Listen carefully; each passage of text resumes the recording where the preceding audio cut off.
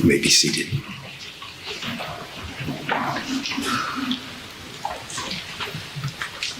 Miracles happen. I know because your rector invited a Red Sox fan to preach. We didn't even get a clap at the 9 o'clock. That's great. I love your new rector. He is a brother to me. We served together in Atlanta at Holy Innocents, and since that time, our friendship, our brotherhood and love has continued to grow through the seasons and changes of life. He is a man of great integrity, as I say, like family to me, and I'm deeply honored to be here at his invitation, and thus, likewise, to call you my family, to know that we share in the ties that bind our common humanity together in none other than the Christ that we attempt to follow every day. Today is your Consecration Sunday. It's a day that you commit your resources to this great parish. And you know, it'd be very easy to reduce this day to nothing but transaction. Because after all, what we do with our money is almost always transactional. Something for something, a quid pro quo. Too often, parish churches even talk or discuss their stewardship in this very manner. Too many parishes focus on expenses and revenue. I've even been in vestry meetings where a P&L was presented, as if the parish were supposed to have a profit, or more likely a loss. So it's no wonder that in many cases, our parishes sound like institutions, publicly traded company. Now, it'd be easy to do life that way here. After all, we could take attendance this morning at all the services, and this evening, add up the number of communicants, not worry about whether you're in good standing or not. Take the budget number and divide. And this week, St. James would send you a bill. Life would be easy, right? Steady source of income. We'd know exactly what was coming in. We could control our expenses. If we needed a new roof, we'd just send you a capital improvement bill. We'd be done with it. But you know, that doesn't explain how this works. Transactional religion avoids the hard questions of the heart and the soul. It would be easy, but it would not be the purpose. Because in the end, as radical as it may sound, stewardship does not support a budget. Stewardship is a synonym for mission. Because in the life of the church, the light bill, the insurance, human resources, every other line item is not budgetary, not about making widgets that we will sell, but rather every line item is about the mission of making and supporting followers of Jesus who seek justice, rolling down like waters, and righteousness like an ever-flowing stream. It is our outward and visible sign of an inward and spiritual grace that we know here in the community of the faithful. Stewardship is our yes, in other words, to being children of God and knowing not our net worth, but our soul worth with one another. Stewardship is knowing that we are beloved, that God has already done everything God needs to do for you and for me, and that we together in this place come to share in that incredible gift and to draw people in who have yet to walk through the doors of St. James and know their own belovedness here in this family. Too often we tune into the world and think that that's what we're supposed to look like.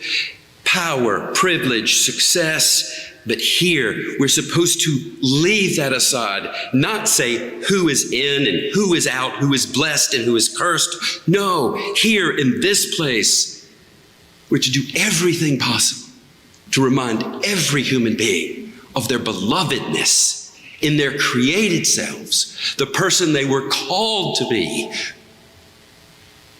and in sharing that good news to change the world.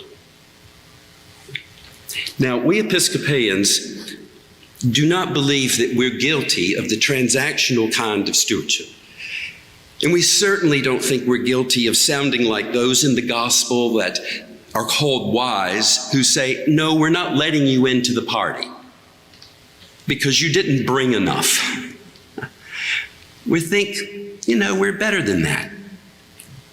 With our grace-filled, abundant love and our flags and banners that welcome everyone. But sometimes we hide in our Anglo-centric Gothic buildings and act as if the mission of the church were self-fulfilling.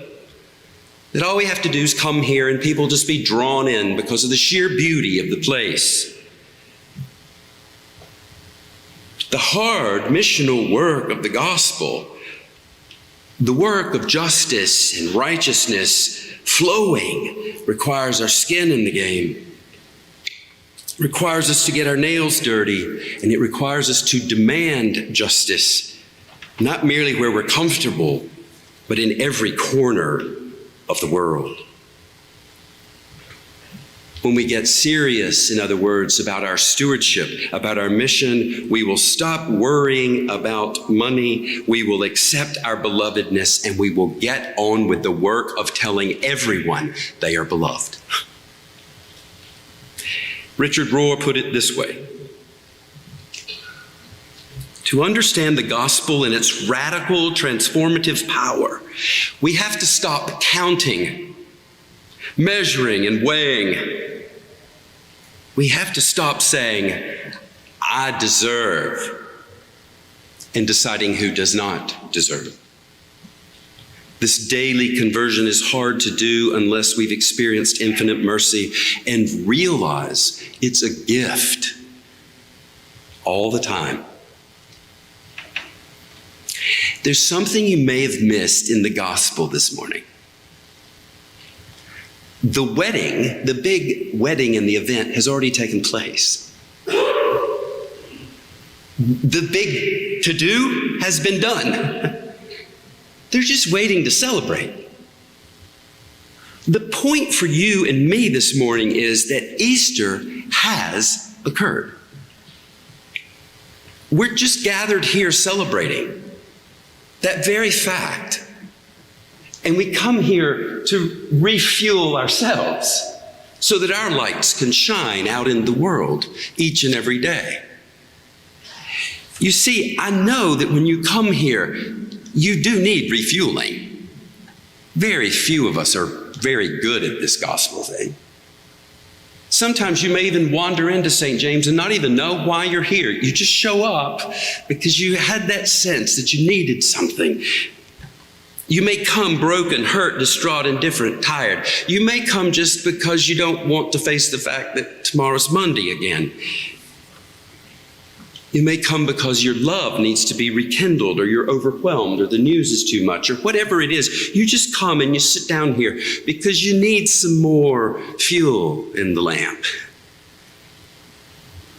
But slowly and surely coming here and letting God fill you, you're nourished, and the love within you, the belovedness within you, knowing that you're a child of God, turns from tentativeness toward God in grace and mercy and eases, and we begin with one another to breathe deeply again. We might even sing or dance. Because the thing with this grace, this infinite mercy, this belovedness, is that it will not let you settle.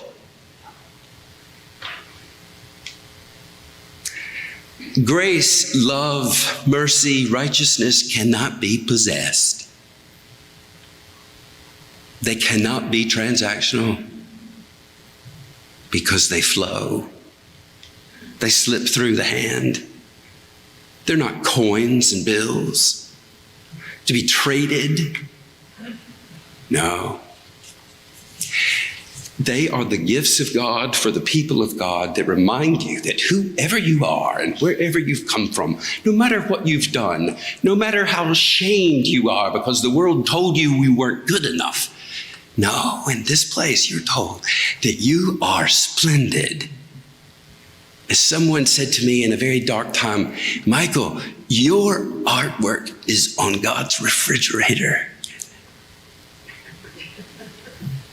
That works. And so, dear people of God in this place, do not succumb to the worldly temptation to worry about the budget. Worry about your mission. Worry about telling everyone how beloved they are. And then you will get it right in your stewardship. It is a joy to be here.